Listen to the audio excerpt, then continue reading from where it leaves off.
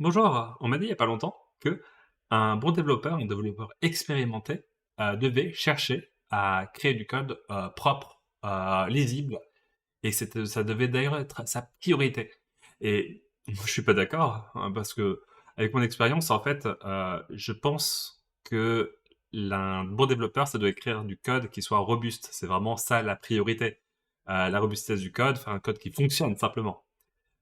Et ça, avec le temps, eh bien, on gagne en expérience dessus parce qu'on sait, de plus en plus comment est-ce qu'un code peut, planter, notamment comment est-ce qu'un projet peut planter et écrire du code propre, bah, c'est bien, mais vaut mieux que ce soit fonctionnel que propre. Hem, on peut aussi avoir d'autres priorités que des plus grosses priorités que créer de code propre. Par exemple, ça peut être du code qui soit portable, qui puisse fonctionner entre différentes machines. Alors pour le coup, c'est vrai que, la propreté peut aller avec la portabilité, mais pas forcément toujours. On peut aussi avoir d'autres priorités comme faire du code qui soit optimal et généralement l'optimisation, ça va avec, le projet, avec quel projet on est.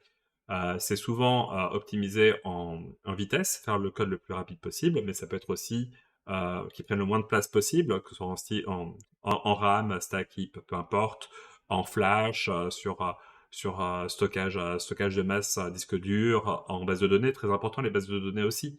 On peut aussi, voir ça comme, comme optimiser, les performances réseau aussi. Donc voilà, il y a plein de manières d'optimiser du code différemment et vous vous en doutez, plus on optimise, par rapport à un code original et ben, plus, on va le rendre illisible, forcément.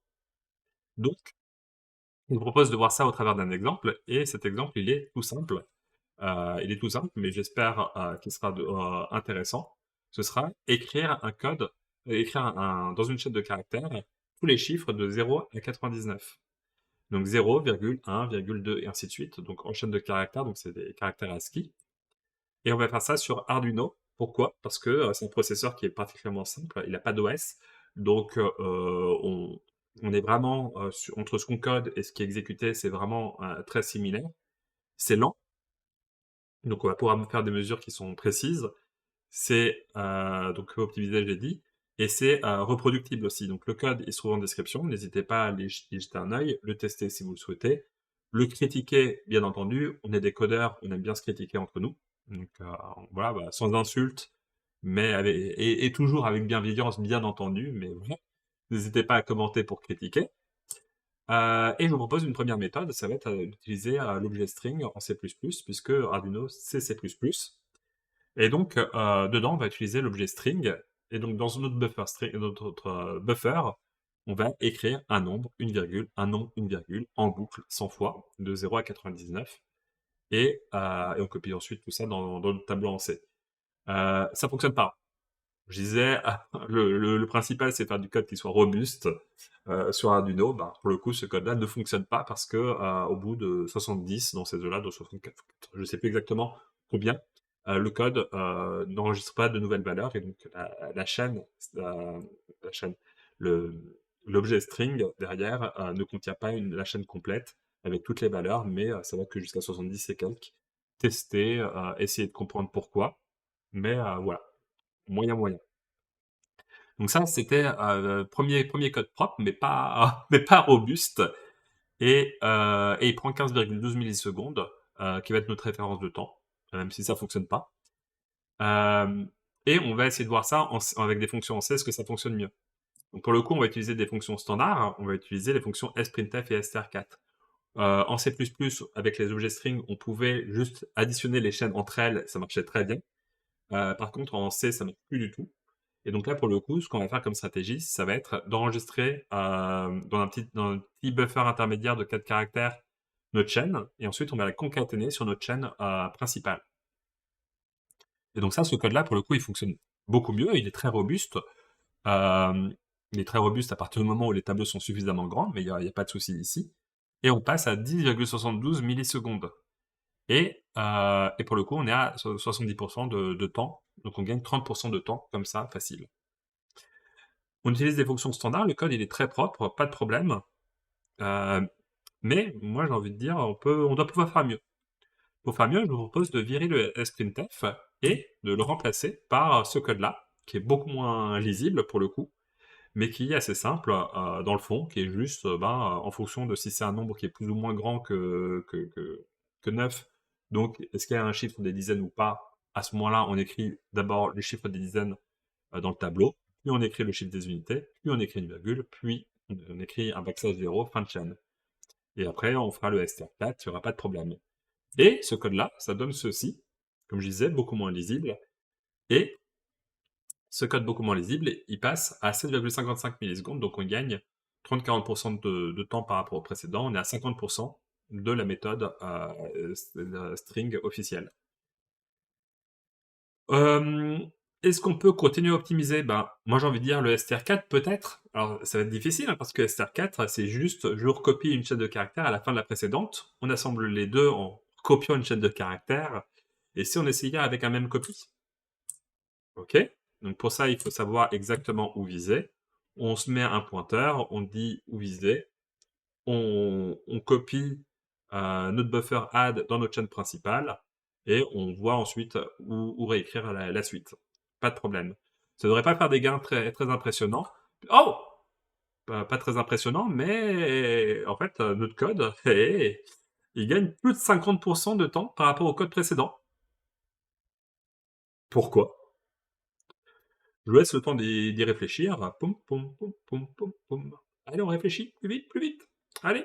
Avec l'expérience, on sait parfaitement pourquoi, hein. Si vous êtes un petit peu malin, vous savez parfaitement pourquoi, vous le voyez directement pourquoi est-ce que ce code-là est meilleur que le code avec un strcopy. Mais je vais vous expliquer un petit peu ce qui se passe. En fait, il faut comprendre qu'est-ce que c'est qu'une chaîne de caractères en C. Une chaîne de caractères, c'est... hop, hop, hop. Une chaîne de caractères, c'est une adresse de départ et un caractère de fin. Quand on va rajouter une deuxième chaîne, ça va être pareil. On va avoir une nouvelle adresse, on va copier les caractères depuis cette adresse-là vers la chaîne précédente, vers la chaîne depuis le caractère backslash 0. Copie. Très bien. On a une nouvelle chaîne, on recopie à la suite. À chaque fois, on a l'adresse de base et à chaque fois, on est obligé de rechercher où se trouve le backslash 0. Et ça prend pas beaucoup de temps, mais ça prend du temps quand même. Et ce temps-là, il est proportionnel à la taille de la chaîne. Donc au départ, on parcourt pas beaucoup le tableau. Ensuite, on parcourt un peu plus le tableau pour retrouver à chaque fois où est le backslash 0.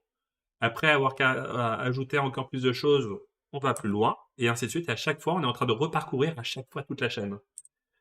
Et en fait, le temps que ça va prendre, avec des facteurs de proportionnalité près, ça va nous donner ceci. Ça va nous donner une somme de 0 à n jusqu'à on ne sait pas combien, jusqu'à l'infini. Et ça, les matheux, ils savent parfaitement combien ça fait. Ben, ça fait moins un douzième. En fait, ça fait moins un douzième quand on va jusqu'à l'infini. Truc de matheux, cherchez pas. Ou cherchez, c'est intéressant. Mais si la somme, elle est finie, à ce moment-là, en fait, ça nous donne cette formule-là. Et on a donc un demi de n fois n plus 1, qui vaut en fait un demi de n carré plus un demi de n. On se garde ça bien en tête, mais en fait, ça va être le nombre de calculs à faire. On va s'ajouter à chaque fois un nombre de calculs impressionnant. Ce nombre de calculs, c'est pas vraiment des vrais calculs, hein, c'est juste je parcours le tableau. C'est tout petit. Mais, c'est tout petit, mais ça prend du temps. Et en fait, on s'aperçoit que ça va nous donner des complexités d'algorithmes pas top. La complexité de l'algorithme, ça va être le temps que va prendre un algorithme selon le nombre d'éléments qu'il a à traiter. Ce qu'on aime bien, c'est une complexité linéaire, c'est une proportionnalité. Plus on a d'éléments, proportionnellement, plus on a de temps. Si un élément prend une seconde, 10 éléments prennent 10 secondes. 100 éléments prennent 100 secondes. Pas de problème. Si on a une complexité constante, ça veut dire que quel que soit le nombre d'éléments, ça prend autant de temps. Par exemple, qu'on ait 1, 10 ou 100 éléments, ça prendra toujours 3 secondes. Pourquoi pas? Les risques, c'est par exemple d'avoir des complexités quadratiques. Des complexités quadratiques, en fait, c'est du n carré, c'est-à-dire que si vous avez un élément, ça prend une seconde. Si vous avez 10 éléments, ça prend 100 secondes. Si vous avez 100 éléments, ça prend 10 000 secondes. Et en fait, ça va augmenter extrêmement rapidement. Euh, vous avez les chiffres un petit peu ici, tout ça c'est tiré de Wikipédia, vous vous en doutez, je le cache même pas. Et nous, quand on a ce nombre de calculs à faire, même s'ils sont extrêmement courts, en fait, on a un n carré ici. On a des facteurs, peu importe, c'est la proportionnalité, cet élément-là, il ne joue pas beaucoup. Donc en fait, on a une complexité en n carré, on a une complexité quadratique. Et ça, c'est pas terrible du tout. Parce qu'en fait, on fait une boucle dans une boucle, et la boucle dans la boucle, les deux, la boucle dans la boucle, elle, n'est pas constante, elle va dépendre de la taille du nombre d'éléments à traiter. Et donc, en fait, quand on fait ça, on augmente considérablement, considérablement le temps de fonctionnement. Ça, c'est le fonctionnement du code actuel avec notre même copie. En fait, on va recopier notre chaîne dans notre buffer intermédiaire, puis notre buffer intermédiaire, on vient le recopier dans notre chaîne directement au bon endroit, à la bonne position, qu'on met à jour à chaque fois. Et c'est pour ça qu'on a ce temps qui est tellement optimisé par rapport à la méthode précédente. Ok, très bien. Donc ça, ah oui, ça c'est bien, mais en fait, il y a moyen d'encore plus optimiser, puisqu'en fait, plutôt que de recopier ici, on peut le recopier directement dans le tableau d'entier. Donc, on vire notre buffer intermédiaire, on vire ici notre add, on refait tout le code un peu, hein, et ça nous donne ce code-là, où là, on vient écrire directement les chiffres et les valeurs directement dans notre tableau final. Pour le coup, c'est difficile de faire plus optimal, puisque bah, on a un tableau sur les 100 caractères, sur les 100 chiffres à mettre. À chaque fois, on vient remplir le tableau directement avec les bonnes valeurs. Vous pouvez faire du code un peu plus optimal, mais ce sera très difficile d'être plus optimal, puisqu'on vient directement remplir le tableau. Donc voilà, bon courage. Vous gagnerez pas quelques pourcents en optimisant ça plus. Voilà, donc ça nous donne ces résultats-là. Ces résultats-là, ils sont intéressants. On s'aperçoit qu'on a quand même un gain on a un gain de 80%. On est 5 fois plus rapide en écrivant directement le tableau dans notre chaîne de caractères plutôt que utiliser la méthode string qui, on le rappelle, n'est même pas fiable. Mais qu'est-ce qui se passe si on utilise un vrai PC? Et ça peut être intéressant en fait. Ce code-là, il peut être intéressant en embarqué où c'est assez lent, mais qu'est-ce qui se passe sur un ordinateur très rapide?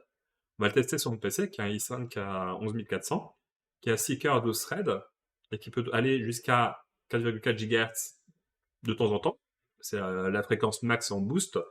Il y a un water cooling dessus, hein, mais bon, ça ne reste pas forcément dessus très longtemps. Et ce qu'il faut se dire aussi, c'est que comme il y a de l'hyper-threading, en fait, les threads se partagent des cœurs en les divisant en gros leur fréquence par 2, globalement. Donc en gros, c'est l'équivalent de 2,2 GHz. Et par rapport à un Arduino à 8 MHz, on est quand même 275 fois plus rapide. Théoriquement, notre code devrait être 275 fois plus rapide. Qu'en est-il?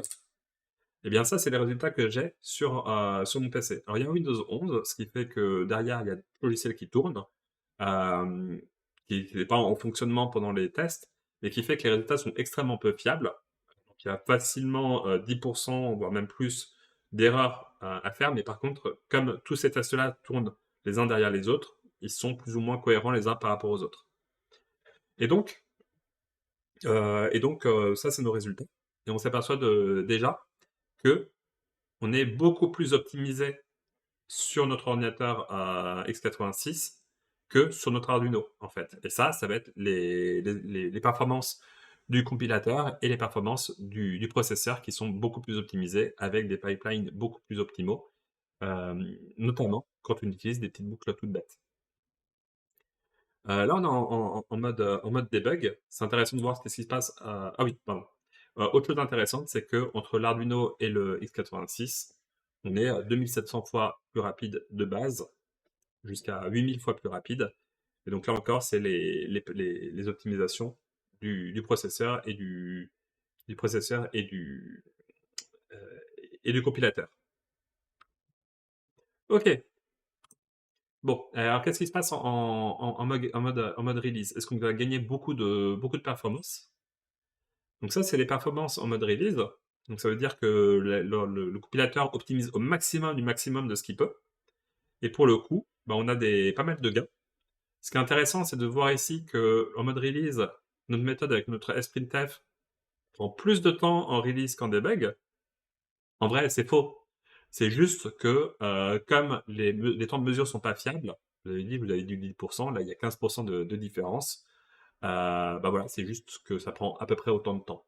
Et le à peu près autant de temps, il est logique parce que les fonctions sprintf et str4 sont des fonctions qui sont déjà précompilées dans des DLL, sous Windows, et donc ça s'optimise pas.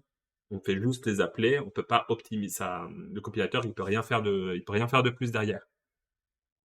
Alors que nous, avec nos algos, quand on essaie de faire ça plus à la main, pour le coup, le compilateur est capable de beaucoup optimiser ces algos-là. Avec la méthode en C++, alors bien sûr, maintenant notre code il fonctionne parfaitement en C++ sur x86, hein, le code il était juste. Ce qui est intéressant, c'est qu'en release, pour le coup, il s'optimise pas mal par rapport à la méthode en C, jusqu'à devenir plus lent, pardon, le C++ devenir plus rapide que le C.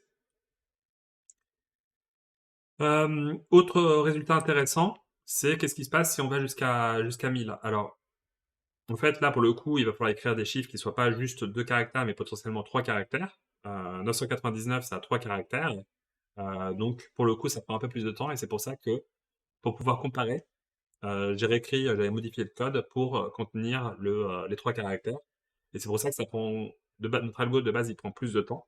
Comme il y a 3 caractères, on a un test en plus à faire, voire une écriture de caractères en plus. Donc le fait qu'il est une fois et demi plus lent. Avant, on était ici à 130. Là, on passe à 150. Donc il est à peu près une fois et demi plus lent. C'est normal. Il y a plus de choses à faire. Quand on compare nos résultats entre l'algo, si on va que jusqu'à 100 ou jusqu'à 1000, pour le coup, c'est intéressant de savoir. Normalement, on devrait, entre 100 et 1000, il y a un rapport de 10. Donc normalement, on devrait prendre 10 fois plus de temps à compter jusqu'à 1000. Ce serait logique. Qu'est-ce qui se passe? En chaîne de caractères avec les strings, pour le coup, on a 10,38, donc on est extrêmement précis, quasiment exactement pile poil fois 10, hein. Donc pas mal du tout. Donc voilà, pour le coup, quand on copie des chaînes de caractères, quand on copie des objets ou concaténe des objets string, ça prend tout le temps autant de temps. C'est voilà. Par contre, quand on est quand on est avec les méthodes avec le STR4, pour le coup, on ne devrait pas multiplier le temps par 10, mais on devrait pour multiplier le temps jusqu'à 100 en fait, puisque c'est 10 fois 10, on vient du n carré. Alors c'est pas tout à fait vrai, parce que il y a du n carré, mais il y a aussi une autre partie qui était le sprintf ici, qui prenait pas mal de temps, qui a été remplacé par une partie statique moins importante, mais qui elle est plus linéaire, ce qui fait que ce sera pas le temps au carré, mais ce sera un peu moins. Donc avec cette méthode-là, on est à 40% presque, et quand on vire le sprintf, qui pour le coup va être très optimisé, on passe à 80%, ce qui paraît logique aussi. Ce serait les limités maximales à 100 fois plus, 100 fois plus, 100 fois plus long. Et quand on est en direct writing, pour le coup, ces deux méthodes-là, ces deux méthodes-là, globalement, c'est du pareil au même. On devrait être à peu près à du x10. C'est pas tout à fait le cas. C'est un peu du détail. Mais là, on voit bien quand même l'utilité des complexités d'algorithmes. Entre ce code à gauche et ce code à droite, qui sont tous les deux du C, qui ne sont pas tous les deux parfaitement fonctionnels, il y a un ratio x 29 en termes de performance. Il y a un ratio x 29 sur un même exercice. On peut se demander, ça vaut quoi? Et ben, en fait, on a la loi de Moore pour dire ça. La loi de Moore, elle dit que la puissance des PC augmente de 2 par 2 tous les 2 ans. Donc, pour que ça soit multiplié par 29, en fait, 29, c'est 2 puissance 86, pardon, 2 puissance 4,86. Vous lisez mieux les slides que moi. Et donc ça, en fait, x2, globalement, ça fait à peu près, ça fait un peu moins de 10 ans, à peu près 10 ans. Donc en gros, entre, euh, entre nos deux algos ici, il y a à peu près 10 ans de puissance de calcul nécessaires différentes, en fait. Il a fallu 10 ans d'ingénieurs qui vont bosser sur sur des ordinateurs à essayer de les optimiser au maximum. 10 ans d'optimisation électronique pour ça. Pas optimiser, c'est un peu cracher dessus. Alors, ici, on est sur les questions des concours. Sur les concours, en fait, il faut résoudre des problèmes et on peut le faire un peu sur le langage qu'on veut. Donc là, c'est Prologin, comment ça s'appelle? Prologin, c'est un concours qui est un peu libre, mais ils sont beaucoup, c'est beaucoup des concours privés, peut-être faits par des entreprises, parce que les entreprises, notamment tous ceux qui ont besoin de serveurs, on verra ça ensuite, ont besoin de beaucoup d'optimisation. Et ils proposent ça en n'importe quel langage. Et notamment, ben, moi j'en retiens souvent deux, il y a le C et le Python. Et le Python est beaucoup moins optimal qu'en C. Et c'est ce qu'on voit ici. Il y a une étude qui montre que le Python est 70 fois plus lent que le C et consomme 2 fois et demi plus de mémoire, à problème équivalent. Et complexité équivalente, bien sûr, parce que sinon on ne peut pas comparer. Et là-dessus, en fait, c'est assez intéressant de se dire, bah, en fait, on accepte cette baisse de performance, on accepte d'avoir des produits des programmes qui soient moins performants. On revient en arrière dans le temps, mais par contre, on va avoir d'autres facilités parce qu'on va avoir des objets qui seront plus faciles à utiliser, parce qu'on va avoir des concepts plus simples et on va pouvoir résoudre des problèmes plus compliqués derrière, on aurait eu plus de mal à résoudre en C par exemple. Donc là-dessus, moi je comprends qu'on puisse essayer de revenir en arrière, enfin qu'on puisse accepter de perdre en performance, de revenir en arrière dans le temps pour gagner en productivité, pour avoir des produits qui soient plus, plus simples à développer et faire des choses qui soient plus compliquées, plus utiles.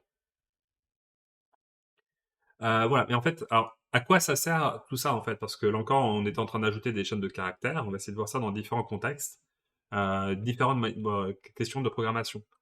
Quand on achète un PC aujourd'hui, on cherche souvent, il y a des gens qui cherchent à acheter des PC pour du jeu vidéo, ou en tout cas se disent, bah voilà, si je veux un PC performant, il me faut un PC de gamer.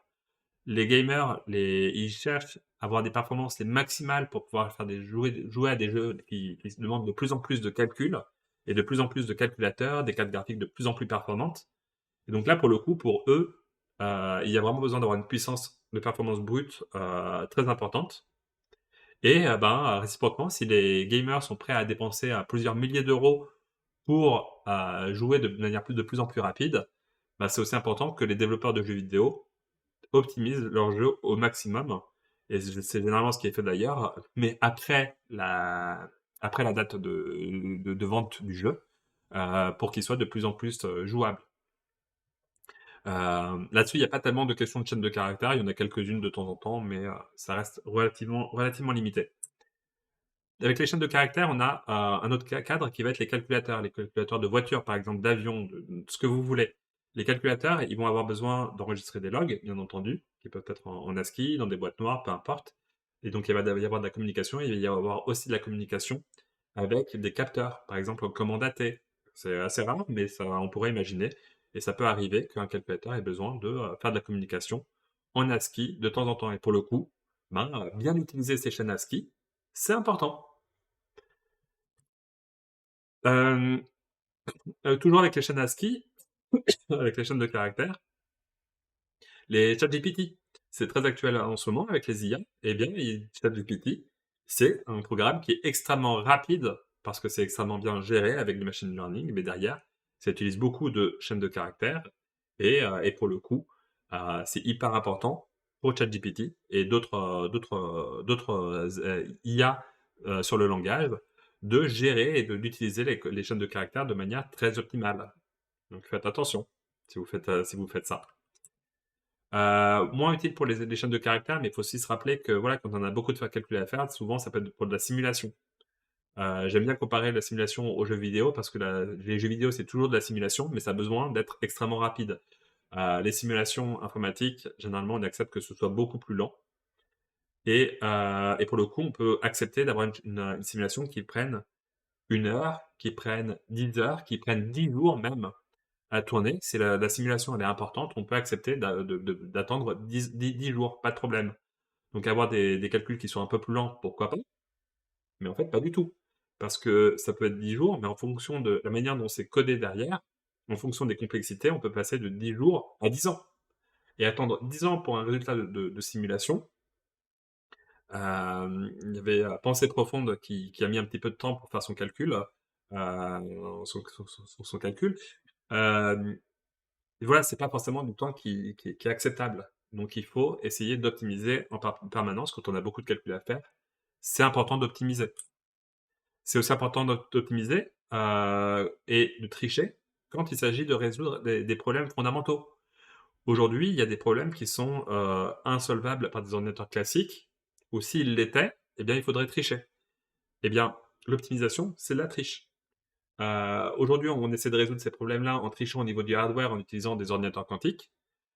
On peut imaginer réussir à tricher de manière logicielle.